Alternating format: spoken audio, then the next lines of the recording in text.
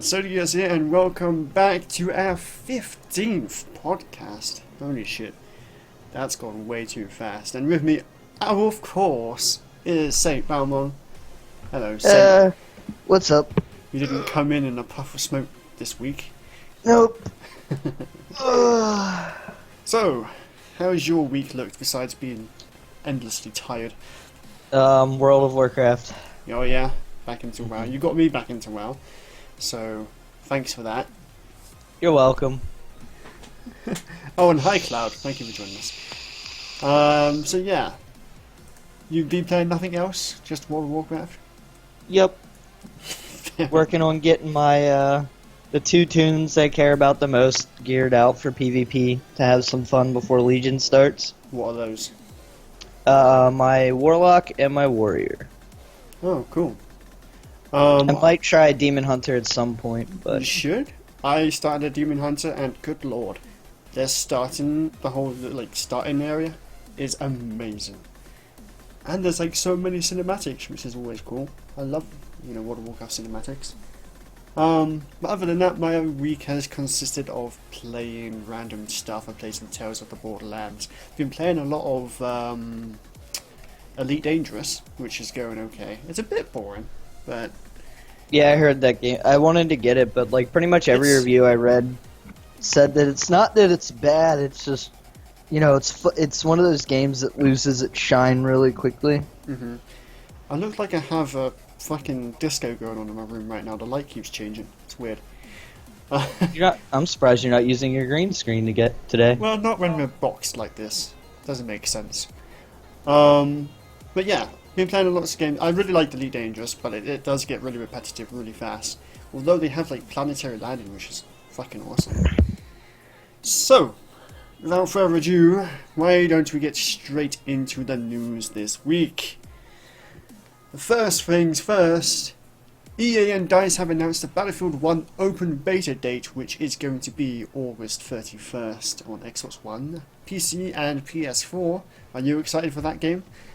I haven't really been into shooters for a while, but Nope. it's gonna be nice to have something to kind of fuck around with, I'm excited for another World War II based shooter.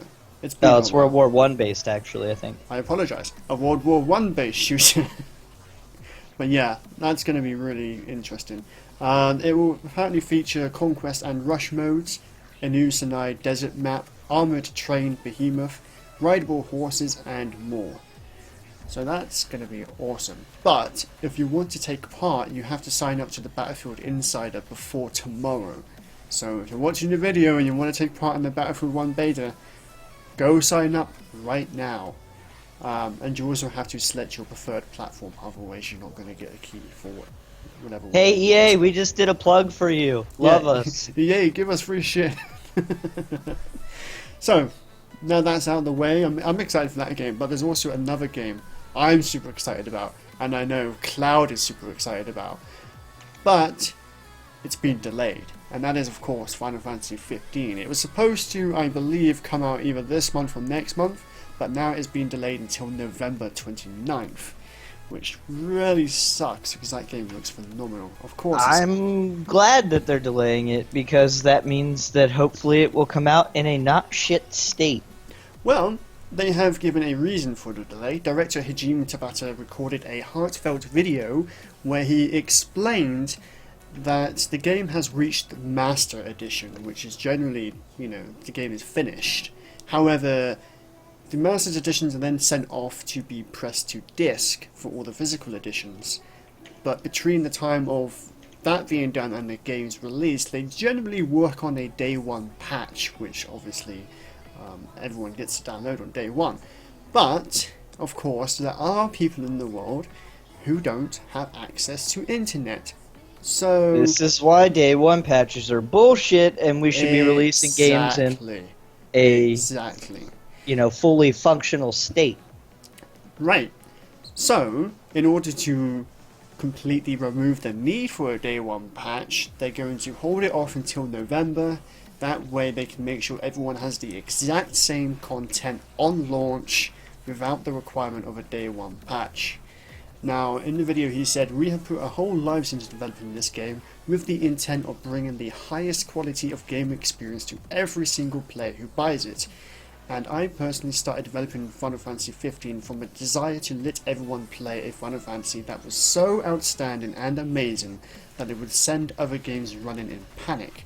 I came to think that it might be a mistake just to deliver the master version we have finished to everyone. So I realized that if we were to go ahead and release it, then myself and my team would wind up regretting it," which I completely 100% agree with. That is a very brave move they done, and absolutely the right move. Sure, it sucks that the game gets delayed, but being able to have everyone with the same content on launch is the best choice by far. And like, even if there's like, you know, say there's a game-breaking bug that had to be patched out in day one patch, then what about those people who don't have internet? They're screwed. So, you know, it's a good thing. In the long run, it's a good thing. You just have to, you know, good things come to those who wait, unfortunately. But, yeah, so there's that. Cloud said it makes her so mad that it's supposed to be released September 30th. Yeah. We're going to have to wait. Would you like to talk about Dead by Daylight, Saint? Yeah, basically, for Dead by Daylight, we're getting a new free chapter, which is going to entail a new killer, a new map, and a new survivor. The killer, I've seen some some footage of the killer. It's called the Nurse. She's got a cool special ability where she blinks. Like, she has these 3 orbs she carries, and those orbs looks like. allows her to blink around. But like, the blink isn't instant. It has a couple second wind up time, and if you use your last orb, it stuns you. Like, think how you would get stunned if like a flashlight hit you as the Wraith. When you use the last orb, you get stunned. I don't think it's as long, but you're still put in a stunned state, so that you can't abuse the ability. I don't know too much about the new survivor, other than the name, Nia Carlson. From what I've been reading, the abilities are shit. People don't like her color scheme, not because it's bad or anything in particular, but because, much like Dwight, it makes her stand out too much. And then from there, we're getting a new map called the Asylum, which I haven't seen or heard a damn thing about. So, I don't know. We'll see that when we see it. That'd be interesting. The Nurse instantly gives me a Silent Hill vibe. Yeah. Also, her weapon is a hacksaw, which I don't really like. I think they could have picked a better weapon. Yeah, that's an interesting weapon for a Nurse. I mean, they could have made it look more like an old bone saw or something like that, but it just straight up looks like a hacksaw instead of like a medical piece of equipment, which would have been preferable. Interesting. Well, Mikhail Nurmark released a statement saying, "Dead by Daylight has in a very short time become a fan favourite on Steam. Today, we at Starbreeze and Behaviour are proud to release our first chapter of Dead by Daylight called The Last Breath, free of charge to all the players.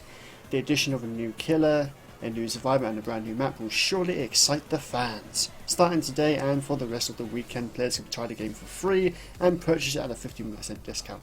So, Saint, I think the ultimate question here is, does this new edition excite you as a fan? Not really, because they haven't fixed the underlying balance issues between killers and survivors. Like that. I mean, so far the way they balanced it, either like one side is a bit too powerful. If you're gonna have a side that's stronger, I know it's gonna sound biased because killer's my favorite thing to play, but it should be the killer, because the killer is something you should ultimately be afraid of, that you want to go nowhere near. But because of their system, chasing the killer around and being near the killer is beneficial to you, because it's the best way to farm points other than playing the objective. And if you're one of the people unfortunate enough not to be able to be part of activating too many generators or anything like that, you have to chase the killer around to get the points you need to win the game. Well, to rank up. It kind of just doesn't really become a horror at that point. You know, no, when the survivors are able to stand up to the killer like that. Yeah. It kind of ruins the whole vibe of the game. I mean, granted, realistically, you could stand up to a killer, but I don't know. I like the methods of like how you get the pallet stuns if they if they fixed flashlights so that they actually worked more regularly. Yeah, That would I also saw be in some viable. videos it didn't seem to work half the time, the flashlights. I mean, some people are really good with it, and some people just aren't. I'm one of the people that aren't. But it just seems that it's overly complex when you should just have to point at the killer's face, which is what the item says you're supposed to do, in order to stun the killer. Right.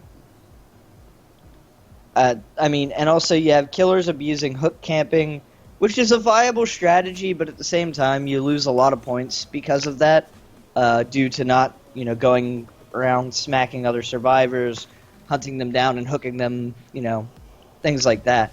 And it's actually not beneficial to hook and kill survivors quickly because you won't get enough points in order to rank up. Now, I know this is kind of a personal problem as somebody who tends to play games competitively, but if you're going to have a competitive mode, you need to ensure that it's working properly, or just have a non-competitive mode so that if I don't feel like playing competitive and have to worry about rank or anything like that, because if there's rank involved, I'm going to be worried about rank. Why would you play a rank mode if you didn't care about it, right? So, that what they need to do is implement a mode that has nothing to do with rank, in my opinion. That would help. That would go a long way. And also helping people how to learn, their survivors or their killers better without having to forfeit their rank. Fair enough. Yeah, it seems very frustrating, like, when you don't quite get what you need, and then you lose pips. Yeah. Yeah, I don't Well, know. that's also why, like, the items in the game, like your flashlight or your med kits and stuff like that, like, I don't think that everybody should have access to them, for one. I think they should be part of character trait. Like, for example, Claudette is clearly a healing-based character. Claudette should be the character that would get the medical kit, because she would want to aid her fellow survivors. Jake would make sense to have the toolbox because of his sabotage ability, being able to sabotage. Dwight, I would give him probably the flashlight, maybe. Or have the flashlight as maybe an option for everybody. I don't know about that one in particular. Or he could even get the map. I don't know what you would do for Meg as far as an item, but I don't know. I also think that the teachable perks are a huge issue with the game. Like, they shouldn't exist. They just shouldn't exist. It takes No, away from the identity of the character, being able to give them a bunch of other stuff. A lot of people well, argue and the characters can get, like, all of the stuff they need. yeah. It's kind of Well, silly. a lot of people argue that, like, it takes away from the being able to customize your survivor, but why would you put a name and face to these survivors and give them these traits if that wasn't what made their character? I'm It's just the going to whole put up a point of their picture character. of the Dead by Daylight nurse everyone can see. You can put it over my face. Hold on. See, it's interesting character design. Obviously, it kind of strikes me as if they got inspiration from the Silent Hill nurse costume and such, especially with Reminds the me face more of part. a Wraith or a Banshee. Yeah, possibly. Yeah, and I see the saw you're on about. It doesn't really look right for a nurse. I don't mean, know, it's kind I of guess odd. technically back in the day, you didn't really have a bone saw. True, You just true. used a hacksaw. So, I mean, I guess. That's interesting. I'm interested to see if the new map has less of the issues the old map did, specifically the sort of duking structures and such. Well, that's another thing. They didn't really fix that problem, though. You still have spots that are infinitely jukeable because of the RNG of, like, what windows are closed on certain spots and whatnot. So, Did they improve it at least? some maps are better, but other ones still have big problems. Alright,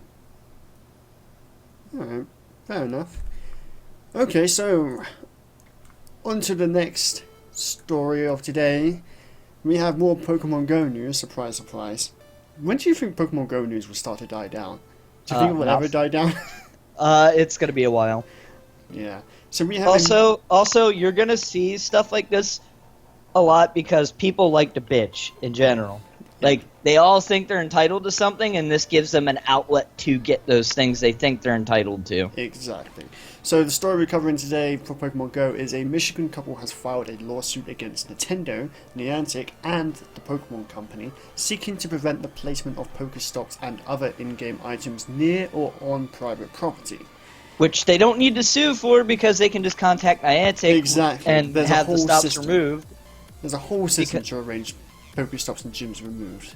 And it's very clear if you look at Reddit that Niantic has no issue with removing Pokestops because they remove them daily. Yeah, they remove a lot of them. But apparently the couple lives across the street from a Pokemon gym and 7 Pokestops, which have caused their once quiet neighborhood to be overrun with Pokemon Go players at all times of day and night. And they've allegedly been peeking in windows and cars and swearing at local residents. Which is... I don't see them swearing at local residents unless the local residents have sort of shouted at them to begin with, you know, to tell them to fuck off their property or whatever. They basically want Niantic to share... Oh, yeah, a part of their lawsuit is to get Niantic to share profits of the game with property owners whose neighborhoods have been filled with gyms and Pokestops, which 100% is never going to happen. No way in hell is that going to happen. That's ridiculous. Again, there's that entitlement thing that I was talking about. Yeah. Like, oh, because it's in our area, we should get some of the profits. No. That's not how it works. Not how. I can understand why people would have a problem with them stops being in private areas, but you also have to consider that other people that live there could possibly play too, and like say it's a more rural area. You need to consider that it's really hard for those people to play in general because there's not much in rural areas. Like Ben, I'm sure you can attest to this. Oh yeah, you know. I live in the middle of nowhere. We do have 3 Pokestops in town, but one's, you know, sort of across the road in the field, and the other 2 are way on the other side of town, and that's it. You know, it's ridiculous. I have to. Whereas on my way to travel to get anything, and for my way to work, I can hit like 15 stops. Exactly. Literally 15 stops on the way to work. Like the first week or 2 of the game being released, I wasn't going out and exploring. I was just kind of playing it in my local neighborhood, and I had to physically spend money to get more Pokeballs because I didn't have the stops just to get, you know, just to top up on them whenever I wanted to. So that's kind of a pain in the ass. But I don't know. I've really gone off Pokemon Go. It just isn't the same anymore. The whole tracking system being screwed, and it just doesn't have the soul of a Pokemon game. Is the problem? It's just it's ingress with a Pokemon skin is all it is. That's exactly what it is. It was cool to start off with. It was kind of, you know, something rather novel, and now it's really just worn off with me. I'll check it every now and then, sure. When I'm out and about, I'll check it to see what's around. But I think most people play it for nostalgia's sake anymore. Just because it's Pokemon, you know, like that's like this is what I grew up with. This is what I like, you know. Is what I've liked for years. You know what I mean? So they're gonna support it. And honestly, that in itself is an issue with video games in general. Like, I get if people like things. Like, I really like Final Fantasy, right? But when it came to like past Final Fantasy 9, like 10. 12 was okay, but 13 in them, like, I didn't like them personally, so I didn't support them. You know, no amount of nostalgia is going to get me to like that, and I really wish people at times would take blinders off to see the problems there are with these games. Now, I'm not saying that people have to hate, you know, Final Fantasy or anything like that, you know what I mean? I'm just using an example for myself, but a lot of times people are blinded by nostalgia and things like that to... You know, I don't know, like they just let it take over, and it's good to them because they enjoyed it, you know? Yeah. Well, they enjoyed the previous stuff, so it makes the new stuff instantly good to them. That's just like a lot of people like the new Doom, you know, where I absolutely can't stand it. Because I prefer the direction that... I prefer the direction Doom 3 took versus, you know, the first two Dooms. Hmm. Like, don't get me wrong, when I was a kid, Doom 1 and 2 were the shit. Yeah, I mean, Doom back then was awesome. They did do a good job at sort of, bringing Doom to a modern day audience, but it still wasn't right. Yeah. It's not that it's a bad game. Didn't feel it's right. just, it's not my cup of tea. No, not at all. So, talking about, we are live streaming on Twitch right now, and funny enough, Twitch are acquiring Curse, which is really interesting. There's no information on how it sort of plans to use Curse, whether it plans to integrate some features with it. I have no idea, but it's a really interesting acquisition. I didn't know many people still used Curse, to be honest. Is it still a big thing, especially in MMOs and such? Yeah. Yeah? Oh, hold on. Cloud says, I don't follow that really. I played 10, 10-2, 14, and happily awaiting 15. I remember playing some earlier Final Fantasy games for the earlier DS. That's alright. So anyway, yes, Twitch requiring Curse. They've released a statement saying, we've long been fans of Curse, which is an innovator in the games industry with a strong culture built around its offerings from Curse Voice and Curse Client to Gamepedia, said Twitch CEO Emmett Shear. While it's still early days for Twitch and Curse, we're kindred spirits in many ways and are looking forward to working together to enhance our users' gaming experience. How do you think they're going to integrate that kind of thing? Well, a lot of your big streamers use Curse right now as a way to communicate with their followers, to build a community outside of just Twitch. I don't know, maybe we're actually going to see the client integrated into Twitch or something. Not sure. I'm not sure what exactly their plans are for it, but I can imagine maybe, I don't know, being able to see chat rooms through Twitch or something now. I'm not sure. Yeah, it's going to be really, I don't know. There's like such a wide range of things they could do with it, it's kind of hard to sort of discern what they're going to do with it. Very interesting times. I'm excited to see Twitch grow. I love Twitch, obviously, and anything new that will help us, awesome. I mean, it's brought me a lot of entertainment over the years, so. I don't really watch streams that much. I don't know why. I just never really had the time to sit down and watch somebody, which is kind of ironic. But talking about people sort of teaming forces, Unity and Facebook have formed a new partnership which will integrate tools that provide effortless access to Facebook's networks, which sounds to me a lot like Unity's going to have a login with Facebook button. Doesn't that sound like that to you? Yeah, I don't like Facebook, I'm not going to lie. I don't use it. I just find it to be an incredibly annoying form of social media.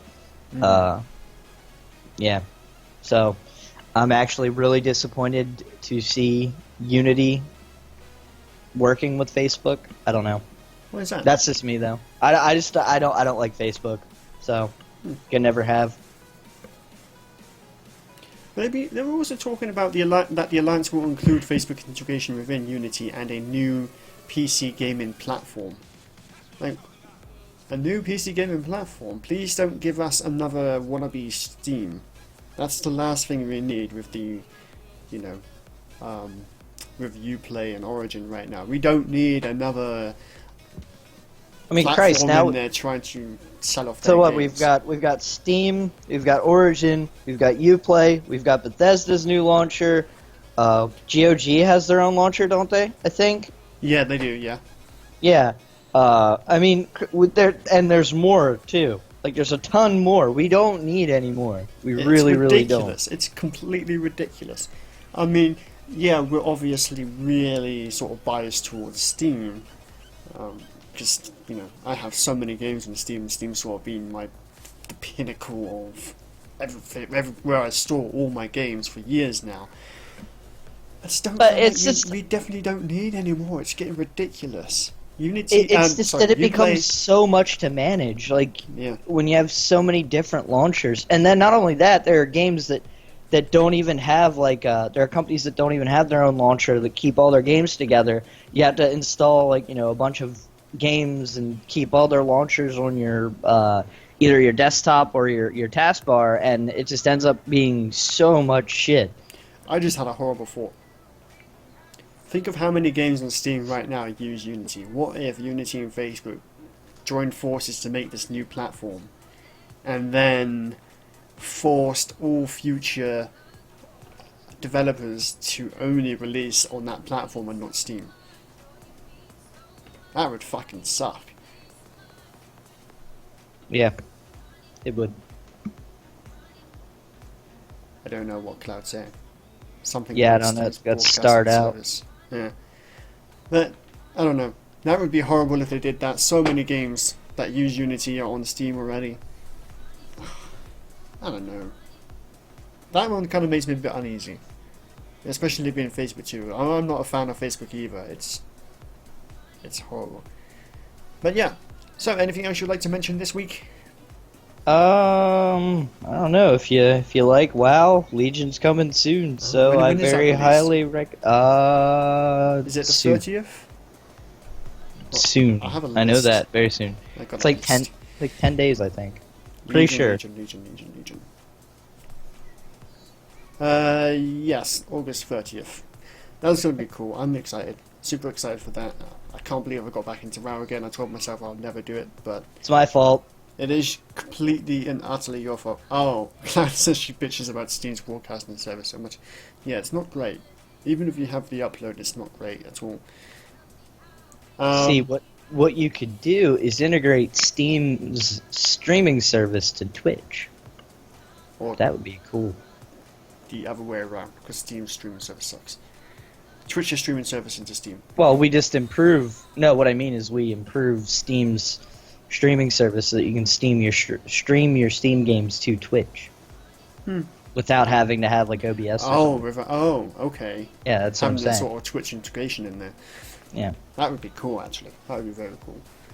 I mean, like, all the consoles do that already, right? Pretty sure you A lot can of them, yeah. stream straight to Twitch now on most of the consoles. So, Yep. missing out, PC. You're missing out. But yes, that's all I've got to talk about this week. There's nothing I'm really super excited for that's going to be released apart from World of Warcraft Legion. Super excited about that. Can't wait to see what happens. I hope it's not a complete shit show like Warlords of Draenor was, because that was kind of shitty. Oh, I am looking forward to Attack on Titan in the month. I'm really excited to see, and well, I'm hoping they make a decent Attack on Titan game. Monster Hunter meets Shadow of the Colossus. That's what it could be. That would be so freaking amazing. Are you interested in Deus Ex Mankind Divided, which releases in 3 days? No. No? Yeah. No. I'm very on the board, very on the fence on whether or not I should give it a try. Wasn't overly excited about their previous game. But other than that, that seems to be about the highlight of what's coming up now.